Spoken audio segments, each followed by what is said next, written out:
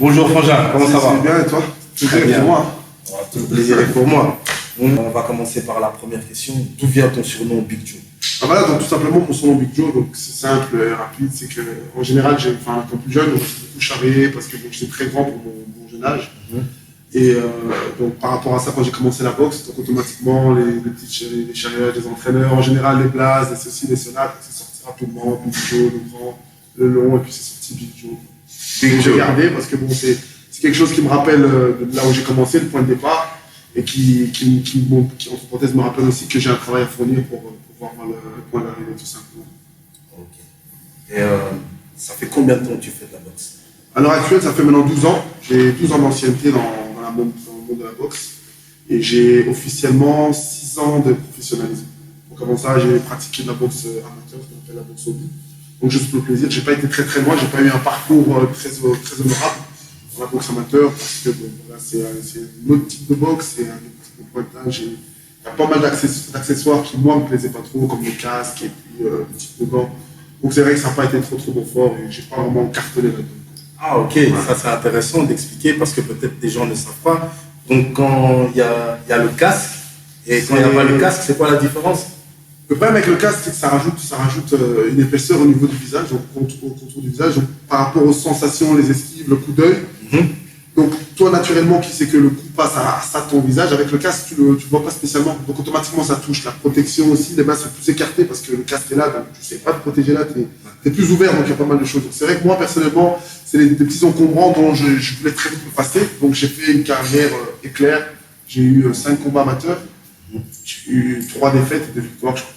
Donc j'ai pas eu une grande truc, et puis j'ai disparu pendant 4 ans. C'est vrai, j'ai disparu pendant 4 ans. Et je suis revenu donc, après sur la scène professionnelle, donc au départ de la France.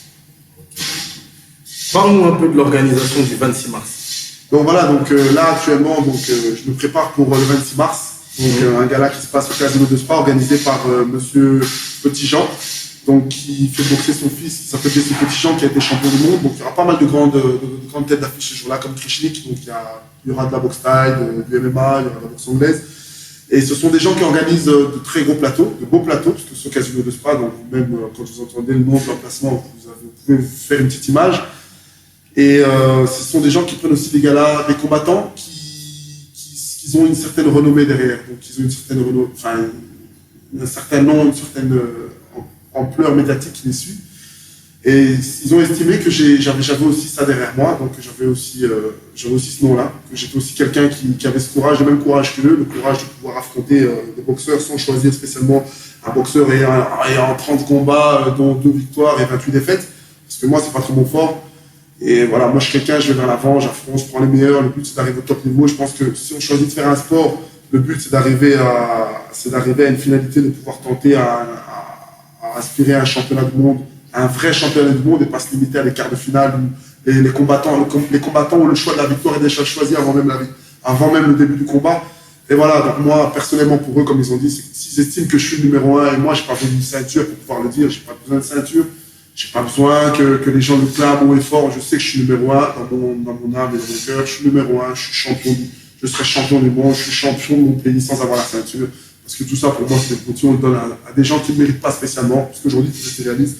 Il y a le sport, il y a le business. Le problème, c'est que le business prend beaucoup d'ampleur dans le monde sportif et dans le monde artistique. Je pense aussi que toi aussi, tu peux le constater par ton domaine. Et que voilà, donc les gens qui ont réellement du talent, on ne leur cède plus spécialement la place. Et donc moi, je suis là pour forcer un peu le passage, quoi, un peu. Et tu sais déjà qui tu vas combattre? Donc on a déjà un choix d'adversaires qui sont en proposition, donc qui sont en attente de proposition. On n'a pas le nom exact parce qu'on a 2-3 propositions de boxeurs, mais donc comme on vous a dit, moi j'affronte que des gens, parce que ce jour-là j'affronterai quelqu'un qui sera classé pas plus haut que la 50e place, donc pas au-dessus du top 50. Ok. Donc je reste au top niveau, je suis classé dans les 100e, et moi je vais chercher directement le top, on va chercher les premiers 50e. Si je peux prendre le 26e, je prendrai le 26. Si je peux prendre le 8e, je prendrai le 8e. Si je peux prendre le premier, je prendrai le premier. Dans l'idéal. Dans l'idéal. Mais je sais qu'actuellement, pour ce gars-là ici, ce sera plus vers le top 50 qu'on se tournera. On pourra se classer. Donc, il y a quand même une certaine marche à suivre pour pouvoir avoir le premier. Et voilà, mais on est là et on sait qu'on y arrive. Et c'est quoi tes futurs projets? Mes futurs projets, c'est que là, actuellement, on se prépare. Donc, tout ça sont des combats de préparation comme le 26 mars. Tout ça sont des combats de préparation pour donc le 26 et notamment le 4 juin. Ce sont des combats de préparation pour septembre parce qu'on prépare donc la IBF internationale et on prépare d'autres titres aussi qui seront notamment en jeu pour pouvoir nous classer et pouvoir être challenger officiel d'un championnat du monde. Donc là, actuellement, en gros, pour ceux qui sont moins connaisseurs de la boxe, les titres auxquels on prétend au mois de septembre seront des titres demi-finalistes mondiaux.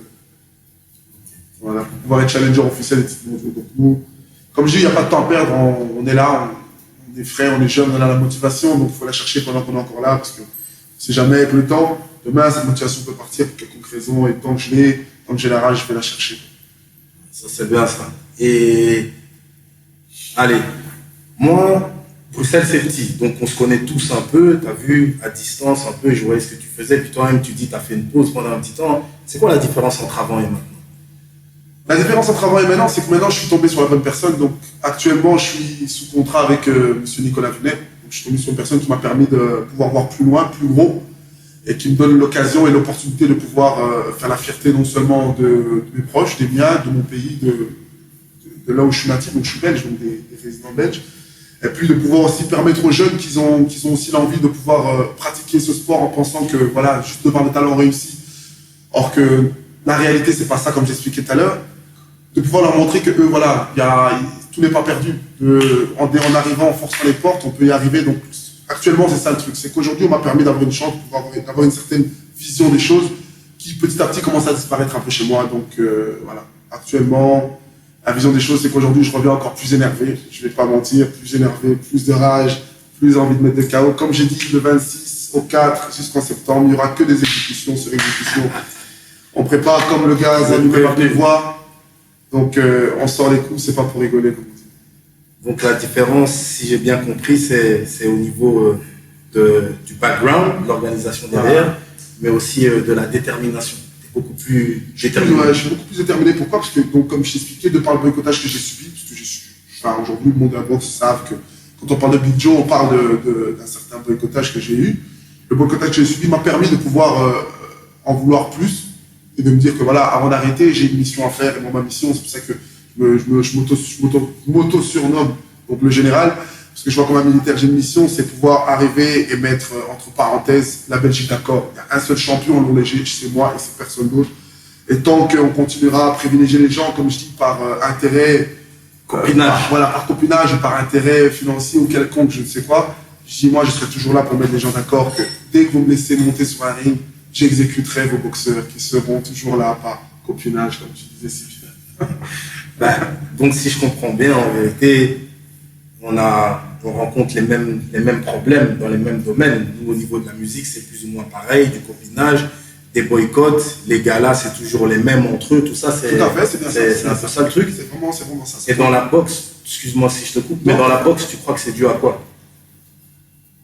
La réponse finale, franchement, c'est qu'aujourd'hui, j'ai toujours des questions, peut-être un peu moins qu'avant. Une réponse finale, je n'en ai pas spécialement, je n'ai toujours que des questions, hélas. Mais personnellement, pour moi, c'est, voilà, comme j'ai dit, comme on dit tout à l'heure, il y a du copinage, il y a des intérêts financiers derrière, il y a du business. Il y a aussi des choix, je pense qu'il y a aussi des choix de boxeurs parce qu'on sait que ces boxeurs-là n'ont pas le talent pour pouvoir être remarqués à l'étranger, que moi, on sait qu'aujourd'hui, même en étant ici, même en boxe en plus spécialement, j'impressionne toujours à l'étranger. Donc, aujourd'hui, à l'heure actuelle, c'est pour ça que je dis, je suis tombé sur des gens qui voyaient petit. Aujourd'hui, je suis sur quelqu'un qui voit grand, qui est au courant de tout ça, qui est au courant de tout ce système qui est mis là. Et la preuve qu'il voit grand, c'est que lui, c'est par preuve, peu de gens, beaucoup de gens peuvent voir déjà sur les réseaux sociaux, par preuve qu'il y a beaucoup de gens même à l'étranger qui respectent mon niveau. Mais il prend les devants pour pouvoir, enfin, il prend le risque de pouvoir travailler avec moi en faisant confiance.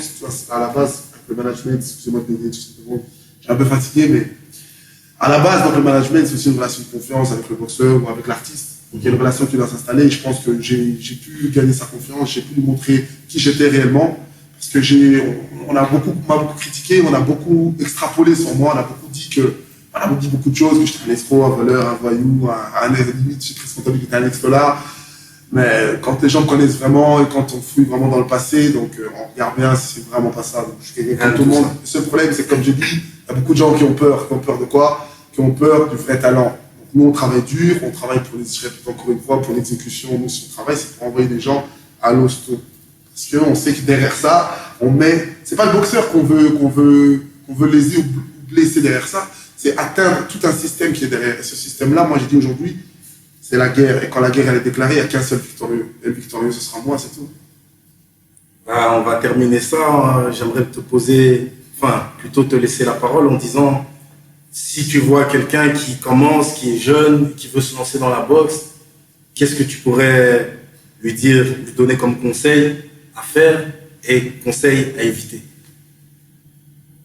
Ce que je pourrais donner comme conseil à faire et conseil à éviter, conseil à faire, plutôt à faire, parce qu'éviter, je ne saurais peut-être pas spécialement le dire, mais plutôt conseil à faire, c'est persévérer. Parce que bon, dans tout domaine, on rencontre des hauts et des bas. Parfois, les bas, on pense que voilà, on ne pourra pas s'en relever.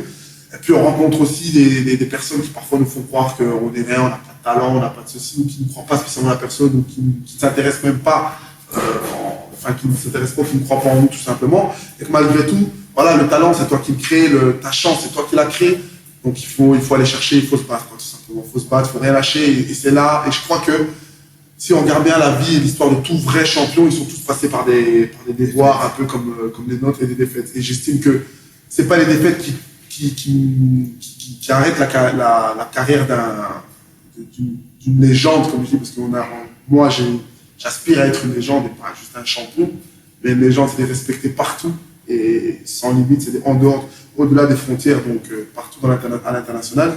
Et voilà, c'est qu'il faut persévérer, il faut se battre, il faut aller jusqu'au bout. Et moi, donc, j'irai jusqu'au bout grâce à mon adhérence à ma nouvelle team, Elite Tanguin. Donc, comme je dis, et comme Nicolas Vinel dit souvent, donc pour vous, comme pour nous, on sera toujours à 100%. Voilà, c'était LMC avec Big Joe. Rendez-vous le 26 mars. Love my city. Yes, merci à tous.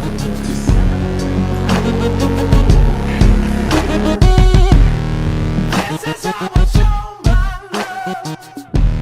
Oh, baby.